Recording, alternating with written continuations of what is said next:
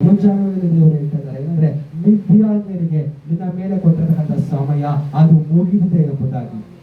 ಆ ದೂತನು ಹೇಳ್ತಾನೆ ಏನಂದ್ರೆ ನೀವು ಹೋಗಿ ಏನಂತಂದ್ರೆ ನೀವು ತೆಗೆದುಕೊಂಡು ಬರತಕ್ಕಂತ ಆಹಾರ ತೆಗೆದುಕೊಂಡು ಬಂದು ಬಡಿಸುವ ತನಕ ನಾನು ಇದೇ ಸ್ಥಳದಲ್ಲಿ ಇರ್ತೀನಿ ಎಂಬುದಾಗಿ ಗಿದ್ಯೋನಿಗೆ ಆಲೋಚನೆ ಹೇಳ್ತಾರೆ. ಅದಾದ್ಮೇಲೆ ವಾಕ್ಯ ಓದುವಾಗ ಆ ದೂತನ ಒಂದು ಕೋಲನ ಚಾಚಿ ಅಲ್ಲೂಯ್ಯ ಅವನು ಹಾಕಿರತಕ್ಕಂತ ಆ ಒಂದು ಊಟದಕ್ಕೆ ಆ ಒಂದು ಕೋಲನ ಚಾಚಿ ಮುಟ್ಟುವಾಗ ವಾಕ್ಯ ಇರುತ್ತೆ ಬಂಡೆ ಒಳಗಡೆಯಿಂದ ಬೆಂಕಿ ಬಂತು ಎಂಬುದಾಗಿ. ಅದ್ರ ಅರ್ಥ ಏನಂದ್ರೆ ದೇವರಿಗೆ ಪ್ರತಿ ಸಾರಿ ಆರಾಧನೆ ಮಾಡ್ಲಿಕ್ಕೆ ಬರುವಾಗ ಆ ಸ್ಥಳದಲ್ಲಿ ಬೆಂಕಿ ಬರ್ಬೇಕೆಂಬುದಾಗಿ. ಅಲ್ಲೂಯ್ಯ ನಾವು ಅಲ್ಲೂಯ್ಯ ನಮ್ಮ ಜೀವಿತದಲ್ಲಿ ನಾವು ಎಷ್ಟು ಪ್ರಾರ್ಥನೆ ಮಾಡಿ ದೇವರ ಸಮ್ಮುಖಕ್ಕೆ ಬರ್ತೀವೋ ಅಷ್ಟು ದೇವರ ಸಾನ್ನಿಧ್ಯ ನಮ್ಮ ಜೀವಿತದಲ್ಲಿ ಅನುಭವಿಸಲಿಕ್ಕೆ ಸಾಧ್ಯ ಆಗ್ತದೆ. ಅಲ್ಲೂಯ್ಯ ನಾವು ಪ್ರಾರ್ಥನೆ ಮಾಡಿದ್ರೆ ಬರುವಾಗ ಏನಾಗ್ತಂದ್ರೆ ಖಂಡಿತವಾಗಿಯೂ ದೇವರ ಸಾನ್ನಿಧ್ಯನ ಫೀಲ್ ಮಾಡ್ಲಿಕ್ಕೆ ನಮಗೆ ಸಾಧ್ಯ ಇಲ್ಲ. ಯಾರು ಪ್ರಾರ್ಥನೆ ಮಾಡ್ತಾರೆ ಇಲ್ವೋ ಗೊತ್ತಿಲ್ಲ, ಯಾರಿಗೆ ಸಮಯ ಸಿಗುತ್ತೆ ಇಲ್ವೋ ಗೊತ್ತಿಲ್ಲ. ಆದ್ರೆ ನಾನು ಪ್ರಾರ್ಥನೆ ಮಾಡಿ ಹೋಗುವಾಗ ನನ್ನ ಪಕ್ಕದವರಿಗೆ ಆ ಸಾನ್ನಿಧ್ಯನ ಫೀಲ್ ಮಾಡಕ್ ಆಗುತ್ತೆ ನಮಗೆ ಗೊತ್ತಿಲ್ಲ. ಆದ್ರೆ ನಾನು ಆ ಸಾನ್ನಿಧ್ಯವನ್ನ ಫೀಲ್ ಮಾಡ್ಬೇಕು. ಆ ದೇವರಾತ್ಮ ಅಭಿಷೇಕ ನನ್ನ ಮೇಲೆ ಬರೋದನ್ನ ನಾನು ಹೊತ್ತುಕೊಳ್ಬೇಕು. ಅದನ್ನ ಇನ್ನೂ ಹೆಚ್ಚಾಗಿ ಆ ನದಿಯ ಒಳಗಡೆ ಮುಳುಗಿದ ಎದ್ದೋಳ್ಬೇಕಿದ್ದಾಗೆ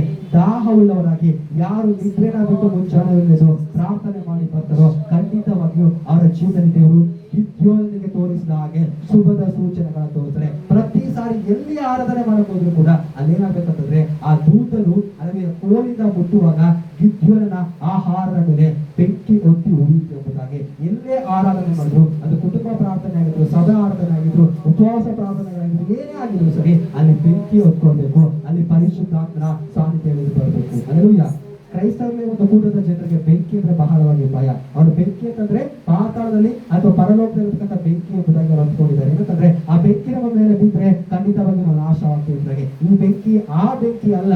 ಈ ಬೆಂಕಿ ಮೇಲ್ಮನೆ ಮೇಲೆ 120 ಜನರ ಮೇಲೆ ಬಂದಂತ ಬೆಂಕಿ. ಈ ಬೆಂಕಿ ಪರಿಶುದ್ಧ ಮಾಡತಕ್ಕಂಥ ಬೆಂಕಿ. ಈ ಬೆಂಕಿ ಒಬ್ಬ ಮನುಷ್ಯನ ಜೀವನದಲ್ಲಿರ್ತಕ್ಕಂಥ ಅಶುದ್ಧತೆನ ತೊಲಗಿಸುವಂತ ಬೆಂಕಿ. ಈ ಬೆಂಕಿ ಏಷಾಯನ ನಾಲಿಗೆ ಬಂದು ಮುಟ್ಟಿದಂತ ಒಂದು ಬೆಂಕಿ. ಆ ವಾಕ್ಯದಲ್ಲಿ ಬರುತ್ತೆ ದೇವ ಒಂದು ಯಜ್ಞ ವೇದಿಯ ಮೇಲೆ ಇರತಕ್ಕಂಥ ಒಂದು ಕೆಂಡವನ್ನ ದೂತನು ತಂದು ಏಷಾಯನ ಬಾಯನ್ನ ಮುಟ್ಟಿಸಿದನೆಂದಾಗೆ ಈ ಬೆಂಕಿ ಆ ಬೆಂಕಿ ಆಗಿದೆ. ಪ್ರತಿ ಸಾರಿ ಪ್ರಾರ್ಥನೆ ಮಾಡುವಾಗ ಆ ಪರಿಶುದ್ಧಾತ್ಮನ ಬೆಂಕಿ, ಆ ದೇವರ ಬೆಂಕಿ ನನ್ನನ್ನು ಶುದ್ಧೀಕರಿಸಬೇಕಾಗಿ ನಾವು ಪ್ರಾರ್ಥನೆ ಮಾಡುವಾಗ ಖಂಡಿತವಾಗಿ ಅಶುದ್ಧತೆಯನ್ನು ನೀಗಿಸ್ತಕ್ಕಂಥ ಆ ಪರಿಶುದ್ಧಾತ್ಮನ ಬೆಂಕಿ ನಿಮ್ಮ ಜೀವನದಲ್ಲಿ ಇಳಿದು ಬರ್ತದೆ.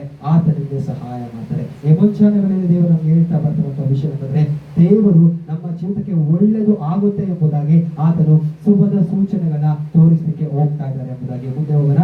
ಆದಿಕಾಂಡ ಬರೆದ ಪುಸ್ತಕ 25ನೇ ಅಧ್ಯಾಯದ 4ನೇ ವಾಕ್ಯ. ಬೇಗ ಕೆಲವು ವಾಕ್ಯಗಳನ್ನು ಮುಗಿಸೋಣ.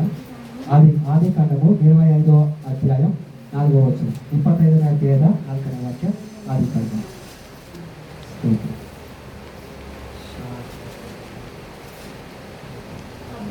ಅದನ್ನು ಹಿತ್ತಿಯರಿಂದ ಕೊಂಡುಕೊಂಡಿದ್ದನು. ಅದರಲ್ಲಿ ಅಬ್ರಹಾಮನಿಗೂ ಅವನ ಹೆಂಡತಿಯಾದ ಸಾರಳಿಗೂ ಸಮಾಧಿ ಆಯಿತು. ಅಬ್ರಹಾಮನು ತೀರಿ ಹೋದ ನಂತರ ದೇವರ ಅನುಗ್ರಹವು ಅವನ ಮಗನಾದ ಇಸಾಕನಿಗೂ ಉಂಟಾಯಿತು. ಇಸಾಕನು ಲಹೆರೋಯಿ ಎಂಬ ಬಾವಿಯ ಹತ್ತಿರ ವಾಸವಾಗಿದ್ದನು.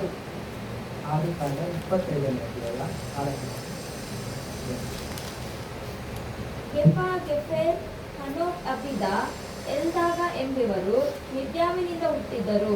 ಇವರೆಲ್ಲರೂ ಕೆಟೂರಳ ಸಂತತಿಯವರು. ಅಬ್ರಾಹ್ಮನು ತನಗಿದ್ದ ಆಸ್ತಿಯನ್ನೆಲ್ಲ ಇಸಾಕನಿಗೆ ಕೊಟ್ಟನು. ತನ್ನ ಉಪಪತ್ನಿಯರ ಮಕ್ಕಳಿಗೆ ಕೆಲವು ಸೊತ್ತುಗಳನ್ನು ದಾನ ಮಾಡಿ ತಾನು ಇನ್ನೂ ಜೀವದಿಂದಿರುವಾಗ ಅವರನ್ನು ತನ್ನ ಮಗನಾದ ಇಸಾಕನ ಬಳಿಯಿಂದ ಪೂರ್ವ ದಿಕ್ಕಿನಲ್ಲಿರುವ ಕೆದೆಮ್ ದೇಶಕ್ಕೆ ಕಳುಹಿಸಿದನು.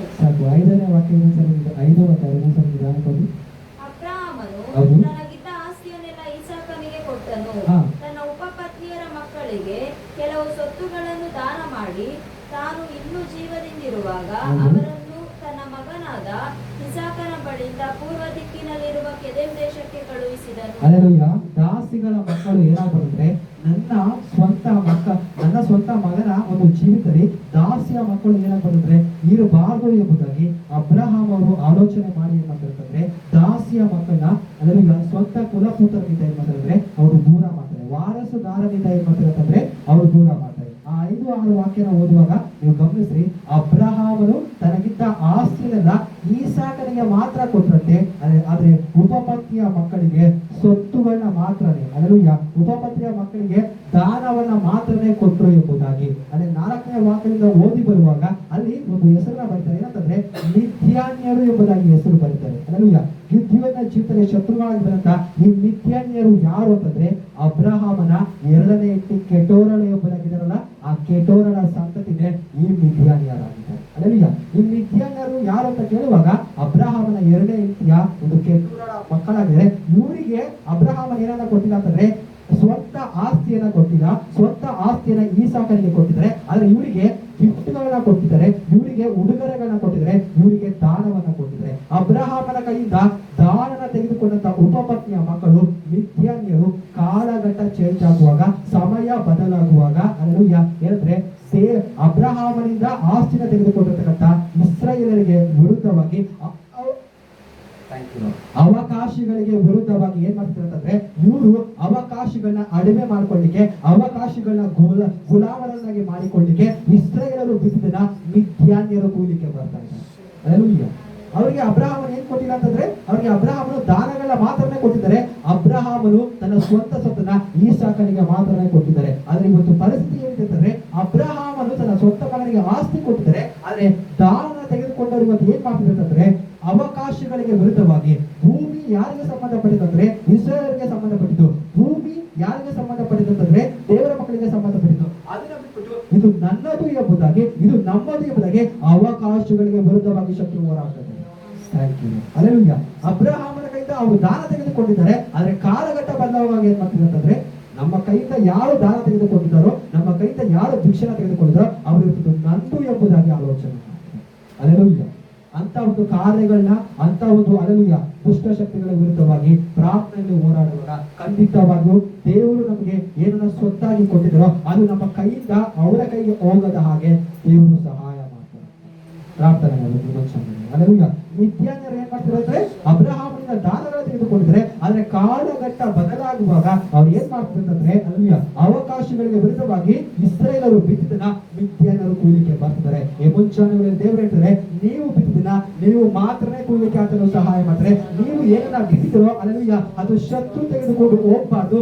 ನಿನಗಿರೋದನ್ನ ಶತ್ರು ಅಪಹರಿಸದ ಹಾಗೆ ನೀವು ಒಂದು ಕೋಟೆಯ ರೀತಿಯಲ್ಲಿ ಅಲ್ಲೂಯ್ಯ ಒಂದು ನಾಯಕನ ರೀತಿಯಲ್ಲಿ ನಿಂತು, ಯೆಹೋಶುವನ ರೀತಿಯಲ್ಲಿ ನಿಂತು ನೀನು ಕಾಪಾಡಿಕೊಳ್ಳುವಾಗ ಶತ್ರು ಅಪಹರಿಸಿಕೊಂಡು ಹೋಗಿಗೆ ದೇವರು ಬಿಟ್ಟುಕೊಡೋದಿಲ್ಲ ಎಂಬುದಾಗಿ ಶತ್ರು ಆ ರೀತಿಯ ಆಲೋಚನೆ ಮಾಡ್ತಾರೆ. ಅವಕಾಶಗಳಿಗೆ ವಿರುದ್ಧವಾಗಿ, ಅವಕಾಶಗಳಿಗೆ ದೇವರು ಕೊಟ್ಟಿರತಕ್ಕಂಥದ್ದನ್ನ ಇದು ನಾವು ಕೈವಶ ಮಾಡ್ಕೊಳ್ಬೇಕೆಂಬುದಾಗಿ ಶತ್ರು ಆಲೋಚನೆ ಮಾಡುವಾಗ ಖಂಡಿತವಾಗಿಯೂ ಅದು ನಮ್ಮ ಕೈ ತಪ್ಪು ಹೋಗೋದಕ್ಕಿಂತ ಮುಂಚಿತವಾಗಿ ನಾವು ಎಚ್ಚರಿಕೆಯಿಂದ ಪ್ರಾರ್ಥನೆ ಮಾಡುವಾಗ ದೇವರು ಖಂಡಿತವಾಗಿಯೂ ನಮ್ಮ ಕೈಗೆ ಏನನ್ನ ಕೊಟ್ಟಿದ್ದಾರೋ ಅದನ್ನ ದೇವರು ಸಹಾಯ ಮಾಡ್ತಾರೆ. ಇನ್ನೊಂದು ವಾಕ್ಯ ಓದಿ, ಅದೇ ನ್ಯಾಯ ಸ್ಥಾಪಕರ ಪುಸ್ತಕ 6ನೇ ಅಧ್ಯಾಯದ 2-3 ವಾಕ್ಯಗಳು. ನ್ಯಾಯಾಧಿಪತಿಗಳು 6ನೇ ಅಧ್ಯಾಯ 2-3 ವಚನಗಳು. ನ್ಯಾಯಾಧಿಪತಿಗಳು 6ನೇ ಅಧ್ಯಾಯ 2-3 ವಚನ. ನ್ಯಾಯಸ್ಥಾಪಕರು 6ನೇ ಅಧ್ಯಾಯದ 2-3 ವಾಕ್ಯ. ಮಿದ್ಯಾನ್ಯರ ಹಸ್ತವು ಬಲಗೊಂಡದ್ದರಿಂದ ಇಸ್ರಾಯೇಲರು ಅವರಿಗೆ ಹೆದರಿ ಪರ್ವತಗಳಲ್ಲಿ ಕಂದರು ಗುಹೆ ದುರ್ಗಗಳನ್ನು ಮಾಡಿ ಸೇರಿಕೊಂಡರು. ಇವರು ಬೀಜ ಬಿತ್ತಿದ ತರುವಾಯ ಮಿದ್ಯಾನ್ಯರು, ಅಮಾಲೇಕ್ಯರು, ಮೂಡಣ ದೇಶದವರು ಇವರಿಗೆ ವಿರೋಧವಾಗಿ ದಂಡೆತ್ತಿ ಬಂದು ಇಳುಕೊಂಡು ಗಾಜಾ ಪ್ರಾಂತದವರೆಗಿದ್ದ ಎಲ್ಲಾ ಭೂಮಿಯ ಹುಟ್ಟುವಳಿಯನ್ನು ಹಾಳು ಮಾಡಿ ಬಿಟ್ಟಿದ್ದರಿಂದ ಇವರಿಗೆ ದವಸ ಧಾನ್ಯವಾಗಲಿ ಕುರಿದನ ಕತ್ತೆಗಳಾಗಲಿ ಉಳಿಯಲೇ ಇಲ್ಲ. ವಾಕ್ಯ ಹೇಳುತ್ತೆ, ಮಿದ್ಯಾನ್ಯರ ಹಸ್ತವು ಬಲಗೊಂಡದ್ರಿಂದ ಇಸ್ರೇಲರು ಅವರಿಗೆ ಎದುರಾಗಿ ಏನಂದ್ರೆ ಪರ್ವತಗಳಲ್ಲಿ ಗುಹೆಗಳಲ್ಲಿ ಆಡಿಕೊಂಡ್ರು ಎಂಬುದಾಗಿ. ಇದರ ಅರ್ಥ ಏನಂತಂದ್ರೆ ಶತ್ರುವಿನ ಹಸ್ತ ಯಾವಾಗ ನಿಮ್ಮ ಮೇಲೆ ಹೆಚ್ಚಾಗಿ ಅವನು ಬಲಗೊಳ್ತಿರೋ, ನೀವು ಯಾವಾಗ ಬಲಹೀನರಾಗ್ತಿರೋ ಅವಾಗ ಏನಾಗ್ತಂದ್ರೆ ನಿನಗಿರತಕ್ಕಂಥ ಐಡೆಂಟಿಟಿ ನಷ್ಟ ಆಗುತ್ತೆ. ಆಮೇಲೆ ನಿಮಗಿರತಕ್ಕಂಥ ಐಡೆಂಟಿಟಿ ಏನಿದೆಯೋ ಆ ಐಡೆಂಟಿಟಿ ನಷ್ಟ ಆಗುತ್ತೆ. ಅಷ್ಟು ಮಾತ್ರ ಅಲ್ಲ, ನಿನ್ನ ಅಡ್ರೆಸ್ ಕೂಡ ನಷ್ಟ ಆಗುತ್ತೆ. ಅಲ್ಲೂಯ್ಯ. ನಿನ್ನ ಅಡ್ರೆಸ್ ಹೊರಗಡೆ ಬಂದ ಹಾಗೆ, ನಿನ್ನ ಐಡೆಂಟಿಟಿ ಹೊರಗಡೆ ಬರದ ಹಾಗೆ, ನಿನ್ನ ಹೆಸರು ಹೊರಗಡೆ ಬಂದ ಹಾಗೆ ನೀನು ಹೋಗಿ ಏನಾಗ್ಬೇಕಂದ್ರೆ ಪರ್ವತಗಳಲ್ಲಿ ಗುಹೆಗಳಲ್ಲಿ ನೀನು ಅಡಗಿಕೊಳ್ಳುವಾಗ ಶತ್ರು ಮಾಡ್ತಾರೆ. ಅಲ್ಲೂಯ್ಯ. ಅಪ್ಪನಿಗಿದ್ದು 2 ಮಕ್ಕಳು ಇರ್ತಾರಲ್ಲ, ಕಿರಿಯ ಮಗನು ಏನ್ ಮಾಡ್ತಾನೆ, ಅಪ್ಪನಿಂದ ಆಸ್ತಿನ ತೆಗೆದುಕೊಂಡು ಏನ್ ಮಾಡ್ತಾನೆ, ಅವ್ರು ಹೋಗುವಾಗಲೇ ವಾಕ್ಯದ ಆಲೋಚನೆ ಮಾಡುವ ವಾಕ್ಯ ಇರುತ್ತೆ. ಅವರು ಇದ್ದಂತ ಐಡೆಂಟಿಟಿನ ನಷ್ಟಪಡಿಸಿಕೊಳ್ತಾರೆ, ಅವನ ಕೈಯಲ್ಲಿದ್ದಂತ ಸ್ವತ್ತನ್ನ ಅವರು ಕಳೆದುಕೊಳ್ತಾರೆ. ಅಷ್ಟು ಮಾತ್ರ ಅಲ್ಲ, ಹಂದಿಗೂಡಲ್ಲಿ ಹೋಗಿ ಅವ್ರು ಏನ್ ಮಾಡ್ತಾನೆ, ಕಟ್ಟಲ್ಪಡ್ತಾನೆ ಎಂಬುದಾಗಿ. ಶತ್ರುವಾದನು ನಿನ್ನ ಹೆಸರು ಹೊರಗಡೆ ಬರಬಾರ್ದು ಎಂಬುದಾಗಿ, ನಿನ್ನ ಆ ಒಂದು ಅಡ್ರೆಸ್ ಅನ್ನೋದೇನಿದೆಯೋ ಅಲ್ಲೂಯ್ಯ ದೇವರು ಕೊಟ್ಟಿರ್ತಕ್ಕಂಥ ಆ ಅಡ್ರೆಸ್ ಜನರಿಗೆ ತಲುಪಾರ್ದಾಗೆ ಇದನ್ನ ಅಲ್ಲೂಯ್ಯ ಗುಹೆಗಳಲ್ಲಿ, ಇದನ್ನ ಪರ್ವತಗಳಲ್ಲಿ ಶತ್ರುವನ್ನು ಅಡಗಿಸಬೇಕು ಎಂಬುದಾಗಿ ಅವರು ಆಲೋಚನೆ ಮಾಡುವಂತಾಗಿದೆ. ನಾವು ನಾವು ಯಾವಾಗ ಶಕ್ತವಾಗಿ ಪ್ರಾರ್ಥನೆ ಮಾಡುವಾಗ ಮಿಥ್ಯಾನ್ಯರ ಹಸ್ತ ಇಸ್ರಾಯೇಲರ ಮೇಲೆ ಬಲಗೊಂಡಂಗೆ ಅಲ್ಲ, ಇಸ್ರಾಯೇಲರ ಹಸ್ತ ಮಿಥ್ಯಾನ್ಯರಿಗೆ ವಿರುದ್ಧವಾಗಿ ಬಲಗೊಳ್ಬೇಕು. ಅಲ್ಲೂಯ, ಶತ್ರುವಿನ ಕೈ ನಮ್ಮ ಮೇಲೆ ಬರುವುದಲ್ಲ, ನಮ್ಮ ಕೈ ಅವ್ರನ್ನ ಅಲ್ಲೂಯ ಆಳ್ವಿಕೆ ಮಾಡಬೇಕು. ಅವ್ರು ನಮ್ಮನ್ನ ಹೈಜಾಕ್ ಮಾಡತಕ್ಕಂಥದ್ದಲ್ಲ, ನಾವು ಅವ್ರನ್ನ ಹೈಜಾಕ್ ಮಾಡುವಾಗ ಖಂಡಿತವಾಗಿ ಏನಾಗ್ತದ್ರೆ ನಿನ್ನ ಹೆಸರು ಹೊರಗಡೆ ಬರುವ ಹಾಗೆ, ನಿನ್ನ ಅಡ್ರೆಸ್ ಹೊರಗಡೆ ಬರುವ ಹಾಗೆ, ದೇವರು ನಿನಗೆ ಏನೇನ ಕೊಟ್ಟಿದ್ದಾರೋ ಅದು ಶೈನ್ ಆಗುವ ಹಾಗೆ ದೇವರು ಸಹಾಯ ಮಾಡ್ತಾರೆ ಎಂಬುದಾಗಿ. ಕಳೆದ ವಾರದಲ್ಲಿ ದೇವರು ಹೇಳ್ತಿದ್ರಲ್ಲ, ಹೊಸ ಹಾಡುಗಳನ್ನ ಆತನು ತರ್ತಾನೆ ಎಂಬುದಾಗಿ. ಹೊಸ ಭೂಮಿಯಲ್ಲಿ ಪುಷ್ಪಗಳು ಬೆಳೆದು ಬರುವ ಹಾಗೆ ಅಲ್ಲೂಯ ದೇವರ ಹೊಸ ಹಾಡುಗಳು ಹೊರಗಡೆ ಬರುತ್ತೆ ಎಂಬುದಾಗಿ. ಶತ್ರು ಶಕ್ತವಾಗಿ ಆಲೋಚನೆ ಮಾಡಿ ಅವೇನ್ ಮಾಡ್ತಿದ್ದಾರೆ ಅಂದ್ರೆ ಇಲ್ಲಿವರೆಗೂ ಅಡಗಿಸಿರ್ತಾ ಬರ್ತಿದ್ದಾರೆ. ಏನಂದ್ರೆ ನಿನ್ನ ಹೆಸರು ಹೊರಗಡೆ ಬರಬಾರ್ದು, ಅಲ್ಲೂಯ ನಿನ್ನ ಅಡ್ರೆಸ್ ಜನರಿಗೆ ತಲುಪಬಾರದು ಎಂಬುದಾಗಿ, ನಿನ್ನ ಹೆಸರು ಕೀರ್ತಿಗೆ ಬರಬಾರ್ದು ಎಂಬುದಾಗಿ ಶತ್ರು ಆಲೋಚನೆ ಮಾಡ್ತಾರೆ. ಎಲ್ಲದಕ್ಕೂ ಒಂದೇ ಕಾರಣ, ನಾವು ದೇವ ಸಮ್ಮುಖದಲ್ಲಿ ಕೂತು ಗಂಟೆಗಟ್ಟಲೆ ಪ್ರಾರ್ಥನೆ ಮಾಡುವಾಗ ಕರುಣೆ ಉಳ್ಳ ದೇವರು, ಕೃಪೆ ಉಳ್ಳ ದೇವರು ನಮ್ಮ ಹೆಸರು ಹೊರಗಡೆ ಬರುವಾಗೆ, ಗುಹೆಯಿಂದ ನಾವು ಹೊರಗಡೆ ಬರುವಾಗೆ, ನಾವು ಎಲ್ಲಿ ಅಡಗಿಸಲ್ಪಟ್ಟಿದ್ವೋ ಆ ಸ್ಥಳದಿಂದ ಹೊರಗಡೆ ಬರುವಾಗೆ ದೇವರು ಸಹಾಯ ಮಾಡ್ತಾರೆ. ಇನ್ನೊಂದೇ ಒಂದು ವಾಕ್ಯವನ್ನು ಓದಿ ನಾವು ಪ್ರಾರ್ಥನೆ ಮಾಡಲಿಕ್ಕೆ ಹೋಗೋಣ. ಇಬ್ರಿಯರಿಗೆ ಬಂದ ಪತ್ರಿಕೆ 11ನೇ ಅಧ್ಯಾಯದ 21-22 ವಾಕ್ಯ ಓದಿ ಪ್ರಾರ್ಥನೆ ಮಾಡೋಣ. ಎಬ್ರಿಯರಿಗೆ ರಾಸಿನ ಪತ್ರಿಕೆ 11ನೇ ಅಧ್ಯಾಯ